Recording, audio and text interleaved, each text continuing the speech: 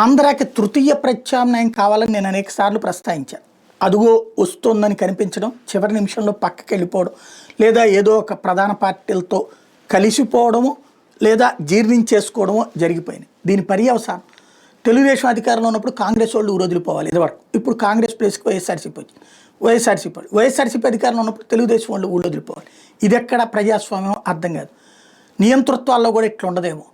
కిమ్ముల రాజ్యాంగాలు నడుపుకునేటటువంటి దౌర్భాగ్యం. ఇప్పుడు తాజాగా ఇదివరకు పల్నాడులో తెలుగుదేశం వాళ్ళని ఊరొదిలేలా చేశారు, ఇప్పుడు వైసీపీ వాళ్ళని ఊరొదిలేలా వీళ్ళు చేస్తున్నారు. తాజాగా జరిగినటువంటి వ్యవహారం పల్నాడు జిల్లా పిడుగురాళ్ల మండలం జోలకల్లు గ్రామంలో వైఎస్ఆర్సీపీ కార్యకర్తలపై పచ్చమొక్క దారికాచి దాడి చేసిన ఘటన సోమవారం రాత్రి చోటు చేసుకుని, దీనికి తోడు వైఎస్ఆర్సీపీ కార్యకర్తల నాయకులు గ్రామంలో ఉండకూడదని, ఉంటే దాడులు తప్పవని హుకుం జారీ చేయడం పట్ల బాధితులు ఆందోళన చెందుతున్నారు. బాధితులు తెలిపిన వివరాల ప్రకారం గ్రామానికి చెందిన నర్రెడ్డి వెంకటరెడ్డి మిరపకాయలు కోసే కూలీలను పిలిచేందుకు వెళ్లి తిరిగి వస్తున్న దారికాచిన టీడీపీ కార్యకర్తలు సామ్యాలు, రాజేష్, వీరయ్య, మోజస్ కర్రలు, రాట్లతో దాడి చేసి తీవ్రంగా గాయపరిచారు. అదే దారిలో కూలీలను పిలిపించేందుకు వెళ్తున్న బీరవల్లి పిచ్చిరెడ్డిపై కూడా కర్రలతో రాళ్లతో దాడి చేశారు. పిచ్చిరెడ్డి బండిపై ఉన్న 3 ఏళ్ల బాలుడు సైతం దాడిలో గాయపడ్డాడు. అక్కడ స్థానికులు తీవ్రంగా గాయపడి నర్రెడ్డి వెంకటరెడ్డి పట్టణంలో ప్రైవేటు వైద్యశాలకు తరలించారు. పట్టణ పోలీసులు కేసు నమోదు చేసి దర్యాప్తు చేస్తున్నారన్న వార్తని హైలైట్ చేశారు.